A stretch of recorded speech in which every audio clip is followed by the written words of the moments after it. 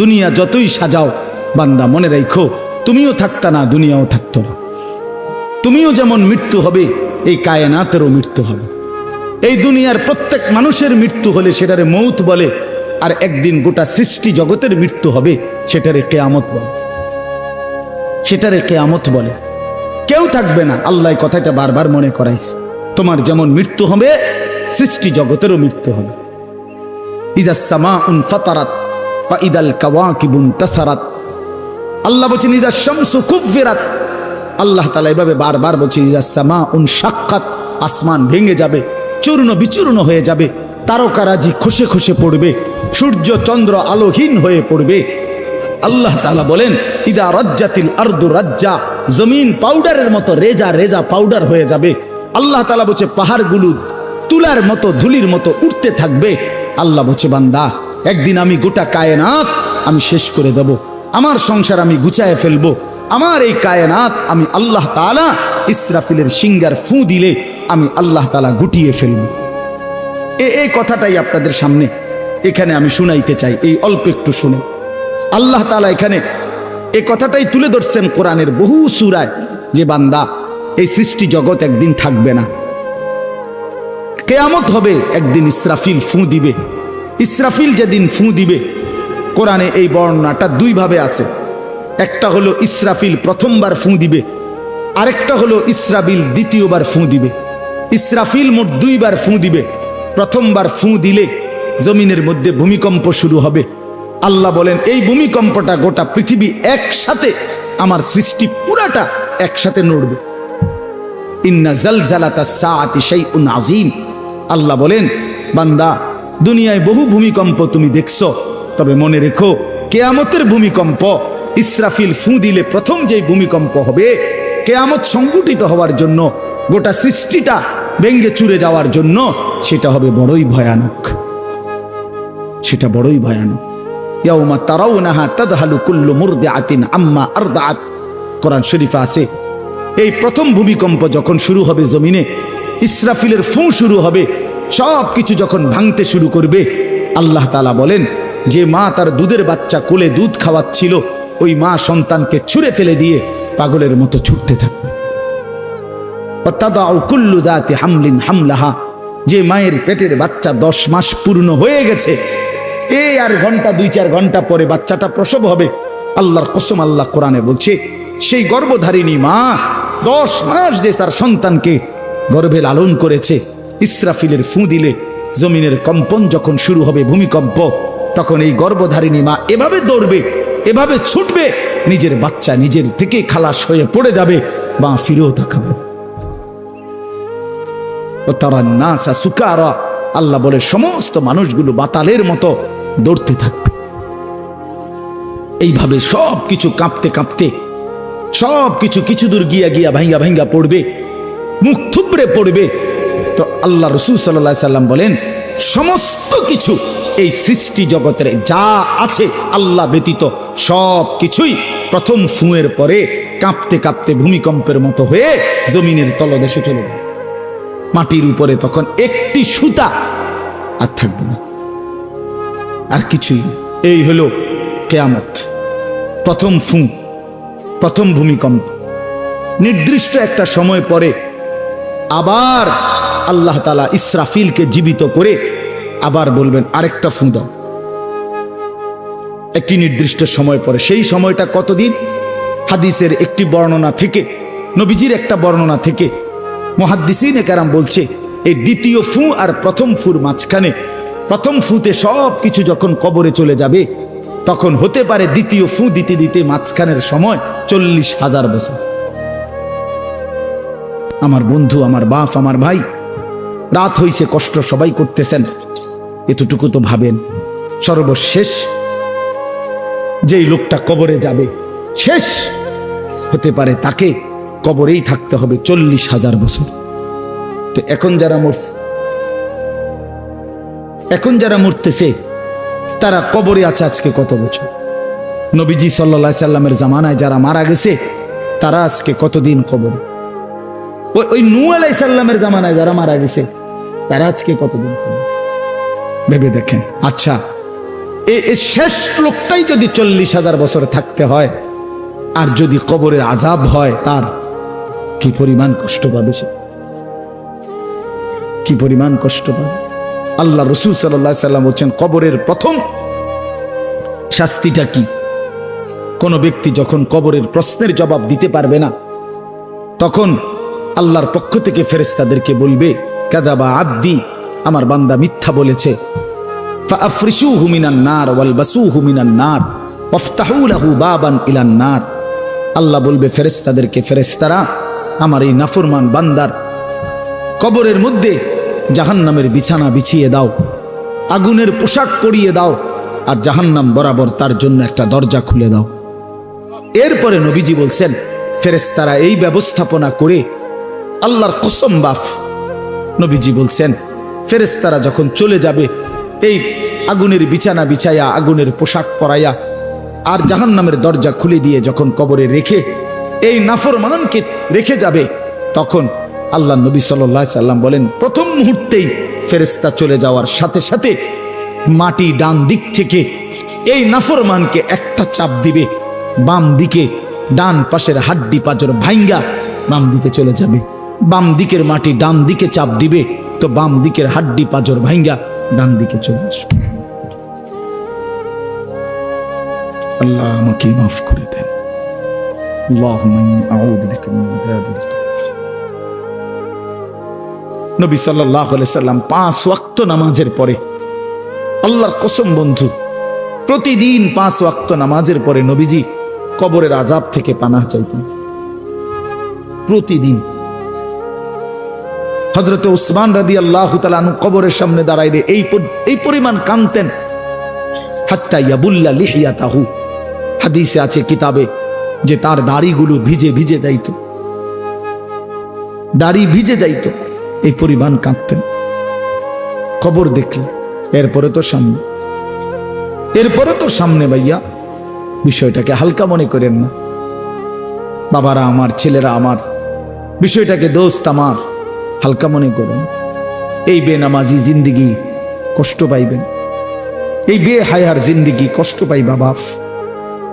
আমি বলছিলাম আরেকটা কথা আল্লাহ নবী বলবে, একটা কথা তো আল্লাহ বলছে, বান্দা আমি আর কতবার বললে, কেমনে বললে, আমি এর চাইতে দামি আর কোন কথা নাজিল করলে তুমি আমারে মানতা।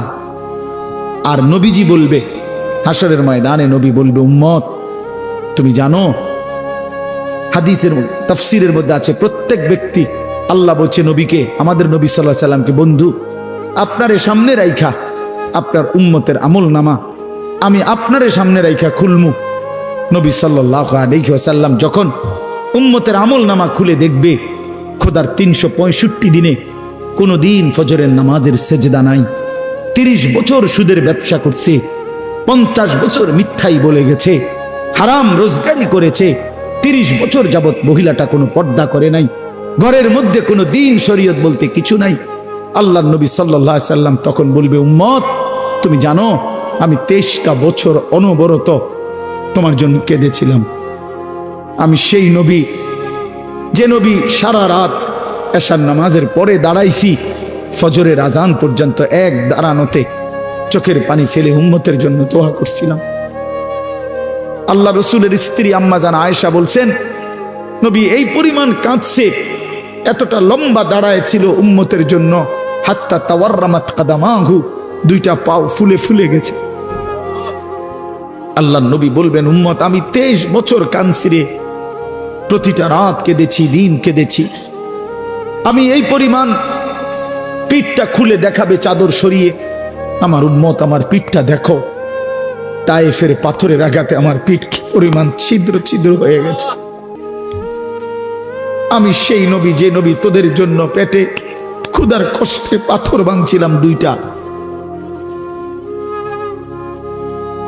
আমি উহুদের ময়দানে দান দান শহীদ করে রক্ত মাখা শরীর নিয়ে বেহুশ হয়ে লম্বা সময় পড়েছিলাম। আমার ঘরের চুলায় 3 মাস, হাদিসে আছে আম্মা জান আয়েশা বলছেন, নবীজির ঘরে আমরা 9 জন বিবি, উনি বলছে আল্লাহর কসম 3 মাস, কোনো দিন টানা 3 মাসে কোনো দিন আমাদের ঘরের চুলায়, 9 জন বিবির ঘরে কারো ঘরের চুলায় কোনো দিন আগুন জ্বলে না। 3 মাস খেজুর আর পানি দিয়ে আমরা জিন্দেগি কাটাইছি। আল্লাহর নবী বলবেন, উম্মত তাহলে এত কাঁদলাম কার জন্য, এত রক্ত ঝরাইলাম কার জন্য, পেটে পাথর বাঁধলাম কার জন্য, বিনিময়ে এটা কি আমল নামা নিয়ে আসছো? ছেলেরা বলো ভাই, একটা ছেলে বলো রাসূলুল্লাহ সাল্লাল্লাহু আলাইহি ওয়াসাল্লামের সুপারিশটা একটা মামুলি ব্যাপার। রাসূলুল্লাহ সাল্লাল্লাহু আলাইহি ওয়াসাল্লাম বলবে, উম্মত এটা কি আনলা? আমি এই আমল নামা নিয়া আমার মতো এত বড় শ্রেষ্ঠ রাসূলের উম্মত তুমি, আমি মালিকের সামনে দাঁড়ামু কেমনে, এটা দেখামু কেমনে? আরে চেয়ারম্যান ভাই, আপনি কেমনে দেখাইবেন? আপনার অনুসারী যদি, আপনার অঞ্চলের একজন মানুষের যদি পুরাটা পৃষ্ঠার মধ্যে 110টা মামলা থাকে, আপনি তার জন্য কেমনে নেবেন? আপনি একজন উপরস্থ পদস্থ কর্মকর্তার কাছে আপনি কিভাবে সুপারিশ করবেন? বেটা তোর তো কিছুই নাই বেটা, শুধুই অপরাধ আর অপরাধ ছাড়া। তো এই বেচারা লজ্জিত হবে কিনা বলেন না কেন? তো নবী সাল্লাল্লাহু আলাইহি সাল্লাম বলবেন, উম্মত তুই আমার মতো শ্রেষ্ঠতম রাসূলের মাথাটা তো ছোট করে ফেললি, তুই তো আমার উম্মত, তুই এটা কি আনলা? আমি কেমনে দেখাবো এটা আমার মালিকের সামনে যে রব্বুল আলামিন এটা আমার উম্মতের আমল নামা?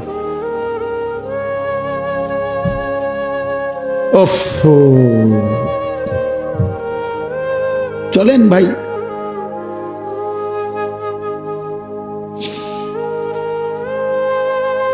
এই জন্য দোস্ত আমার, বন্ধু আমার, আমি দিবানিশি এই চিৎকার চেঁচামেচি করি, এই আহাজারি আমার অনেক দিনের। মুসলমানের সন্তান ফিরবে, নওজোয়ানরা ফিরবে, মুসলমানের যুব সমাজ নামাজ পড়বে, আল্লাহরে চিনবে, এটাই আমার স্বপ্ন, এ আমার দিলের তামান্না। কারো প্রতি আলহামদুলিল্লাহ এখন আর দিলে শত্রুতা রাখি না, কারো বিরোধিতা, কারো প্রতি হিংসা করার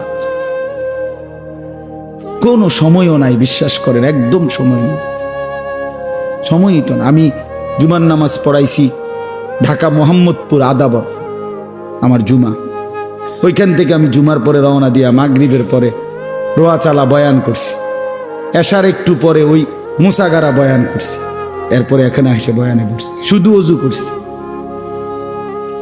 শুধু অজু, শুধু সময় বাঁচানোর জন্য মসজিদের খানাটা খাই নাই, হোটেলে, পথের একটা হোটেলে মদনপুর পার হয়ে আইসা অল্প কয়টা ভাত খাইছি।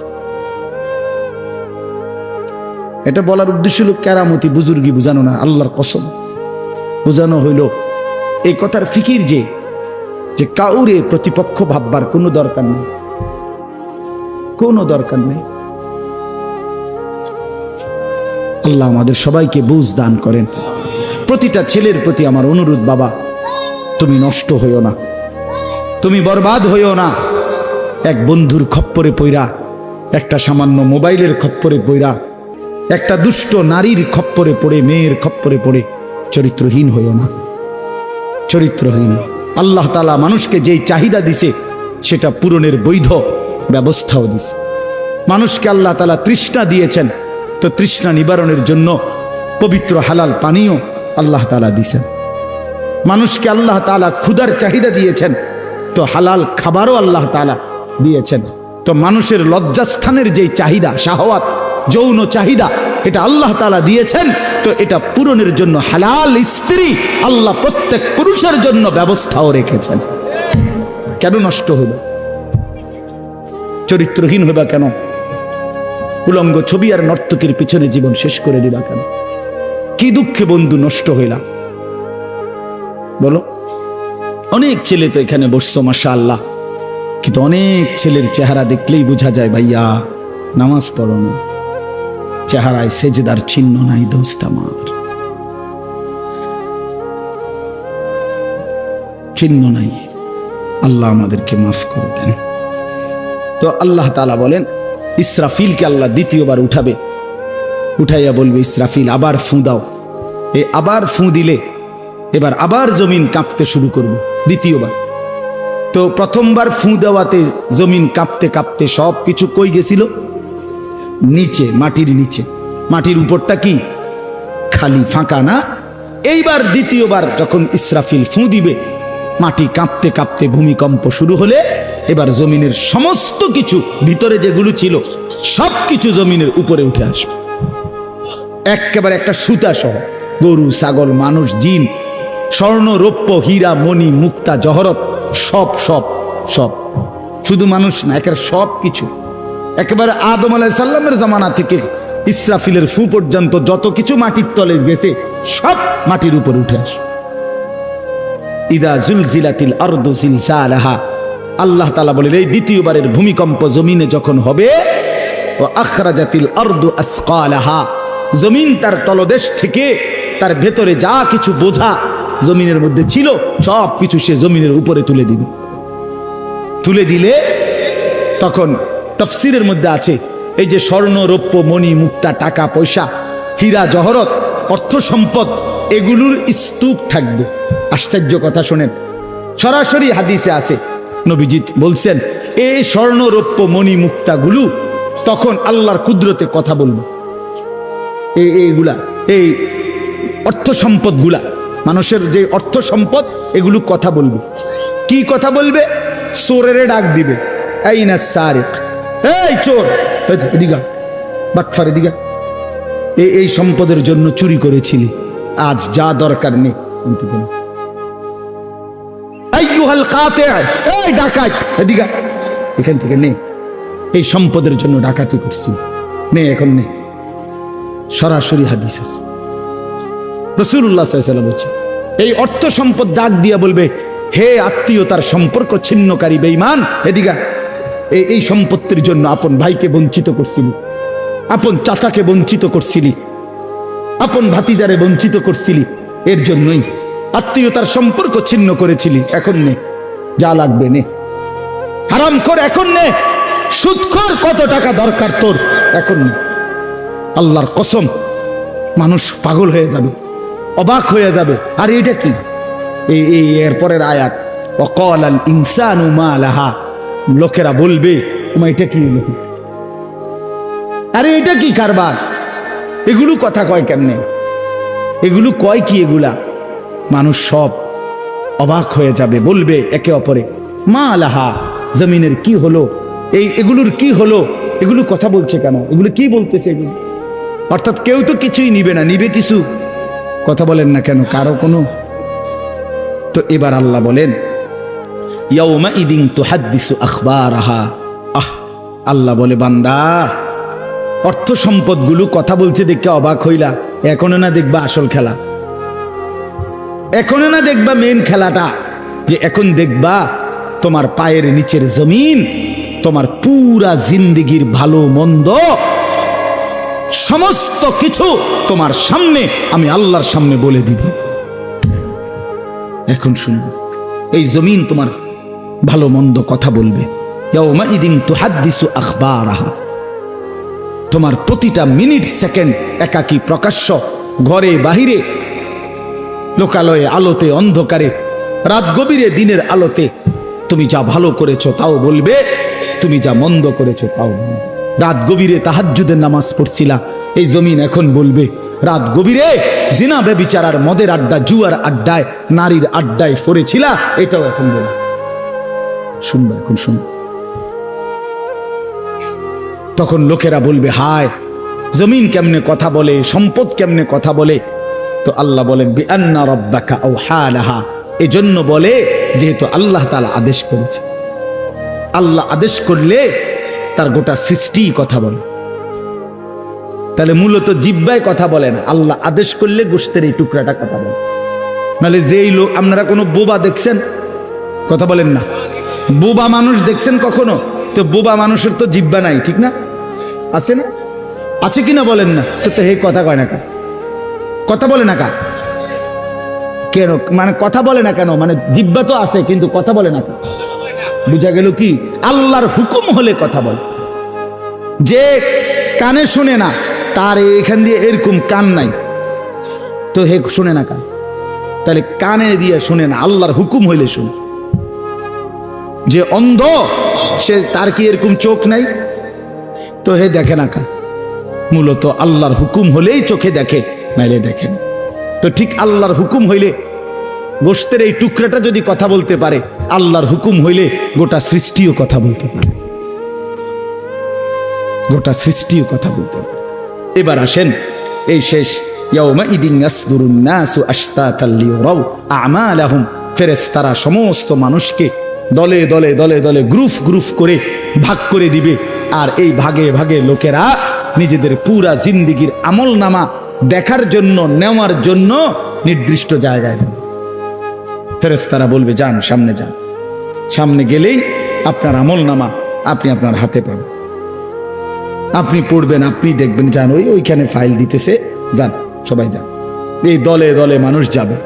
এইবার আমলনামা যখন হাতে দিবে, আল্লাহ তাআলা বলেন ফামান ইয়ামাল মিসকালা যাররাতিন খায়রান ইয়ারা, এক বিন্দু ভালো যে করেছে সে তাও দেখতে পাবে। ওমান ইয়ামাল মিসকালা যাররাতিন শাররান ইয়ারা, এক বিন্দু মন্দ যে করেছে সে তাও দেখতে পাবে। প্রতি সেকেন্ড, প্রতি ঘন্টা, প্রতি মিনিট, প্রতি মুহূর্ত, প্রতি লামহা, প্রতি জাররা সে দেবে। জাররা এই শব্দটা হলো কোরআনের, এই শব্দটা একটি এতটুকু পরিমাপ তাফসীরের মধ্যে লিখছে লা জিনাতা লাহা, যেটার কোনো ওজন হয় না, মাপলে কোনো ওজন আসে না, এত সামান্য। মানে এটা 100 গ্রামও না, 1 গ্রামও না, 1 গ্রামও না, 1 গ্রামের অর্ধেকও না, অর্ধেকের অর্ধেকও না। এটা অণুও না, পরমাণুও না, এটা ইলেকট্রনও না, নিউট্রনও না, প্রোটনও না, কিচ্ছু না। বিজ্ঞান তো এগুলো ভাগ করছে না, ভাগ করে করে আপনার অণু থেকে পরমাণু, পরমাণু থেকে এখন আরো ভাগ করছে। এই ইলেকট্রন, প্রোটন, নিউট্রন এগুলো ভাগ করতে করতে সূক্ষ্ম থেকে সূক্ষ্ম, সূক্ষ্ম থেকে সূক্ষ্ম বিজ্ঞান বাহির করতেছে। কিন্তু জাররা বলে যেটার কোনো ওজনই নাই, কিচ্ছু নাই, এটা এত সামান্য। মানে তুমি যেটারে কিছুই মনে করো নাই, আল্লাহ বলেন ওইটাই তুমি দেখবে, ওইটাই দেখবে। এই জন্য বাপ আমার শেষ রাত গভীরে এই কথাই, আমরা আমাদের একাকী কিংবা প্রকাশ্য, আমরা আমাদের রাত কিংবা দিন, ঘর কিংবা বাহির আড়াল করবার সুযোগ নেই। সুযোগ আছে ভাইয়া? ছেলেরা কাজেই রাতের 3টায় দুনিয়া ঘুমায়, আল্লাহ ঘুমায় না। অশ্লীল ছবি দেখো না। রাতের 3টায় মা ঘুমায়, বাবা ঘুমায়, মালিক ঘুমায় না। রাতের 3টায় মহল্লাবাসী ঘুমায়, কিন্তু আল্লাহ ঘুমায় না। আলাম ইয়ালাম বিআন্নাল্লাহা ইয়ারা, আল্লাহ বলে বান্দা তুমি জানো আমি কিন্তু সারাক্ষণ তোমাকে দেখি। কতক্ষণ? কতক্ষণ? আল্লাহ দেখেন কখন? সারাক্ষণ। এই জন্য আমরা প্রত্যেকে ইনশাআল্লাহ নিয়ত করি যে আমরা আমাদের আখেরাতকে ভাববো, ফিকির করব। আখেরাতের আশায় গুনাহ ছেড়ে দেন, আল্লাহর নাফরমানি ছেড়ে দেন, হালাল পথে জিন্দেগি চালান। একটু কষ্ট হলেও চলে যান, পার হয়ে যান। ऐसे रहे या वैसे रहे वहां देखना फिर कैसे रहे। বুজুর্গরা বলে এ দুনিয়ায় এমনে থাকো আর এমনে থাকো, কাইট মাইট হইয়া চিত্তিয়া মিত্তিয়া উঠতে লাগা। আসল দেখার বিষয় হলো ওয়াহা কেসে রাহে, সেখানে কেমন থাকবা, এটা হলো দে। এটা শেষ হয়ে যাবে। আজ রাত যার বাসর রাত, তারও ভোর হবে। আজকের রাত যার জেলখানায় ফাঁসির রাত, তার রাতও কি হয়ে যাবে? অট্টালিকার মানুষটাও মরে যাবে, জীর্ণ কুঠিরের মানুষটাও মরে যাবে। কোনোদিন দুঃখ যে দেখে নাই সেই সুখী মানুষটাও কবরে চলে যাবে। কোনোদিন সুখ যে দেখে নাই সেও মরে যাবে। আমিও না, আপনিও না, বাবাও না, সন্তানও না, মাও না, কেউ না, কেউ থাকবে না, কেউ না, কেউ না। আজকে আমরা কবরবাসীদের স্মরণ করে দোয়া করি, এই আগামী 20 বছর 30 বছরের মাথায় আমাদেরকে স্মরণ করে, আমাদেরকে কবরবাসী মনে করে, আমাদের পরবর্তীরা মনে করে। এই না জিন্দিগি? কথা বলেন না, এই না জিন্দিগি? এই জন্য আমরা ইনশাআল্লাহ সবাই মিলে ফিকির করি নিজের ভালো, নিজের কল্যাণ। এতটুকু যদি কারো বিবেক না থাকে ভাইয়া, তো সে বুঝলো কি? এই জন্য নিজের ভালো দেখেন। ওয়ালা তুলকু বিআইদিকুম ইলা তাহলুকা, আল্লাহ বলছে বান্দা নিজেরে নিজে ধ্বংসের দিকে ঠেলে দিও না, নিজের এত বড় ক্ষতি করো না বান্দা। এই পৃথিবী তুমি গেলেও থাকবে। এই আমরা যারা মনে করি, হ্যাঁ অনেক বয়স্ক মাঝ বয়সী লোক আছে, আমি থাকতে যদি আমার জি40 একটু ঘর দুয়ার জাগা জমি দলিল টলিল একটু লাইন ফাইন করে দিয়া যাইতে না পারি, আমি মরলে তারা কেমনে চলবো কেমনে খাইবো হেবড়া কয় চা দোয়ানে বইয়া বইয়া হেবড়া কেমনে চলবো তারা না চাচা আমনে মরিলে আর পৃথিবীতে কামাই রোজগারি উপার্জন সব বন্ধ হয়ে যাবে আমনেই শেষ কামলা পৃথিবীর শেষ কামলা আমনে মরার পরে মানুষ সব আপনার জিফুত বহন খাইব চা দিয়া ভিজাইয়া না ভাত তরকারি তো নাই আমনে মরলে কি আর ভাত তরকারি আগে করতে আমনে মরলে ইট বালু সিমেন্ট ভাত তরকারি চাল ডাল এটি পৃথিবীর থেকে ফেরেস্তারা নিবে না এটি কথা হইল কোনো কথা বলেন এটা কোনো কথা হইল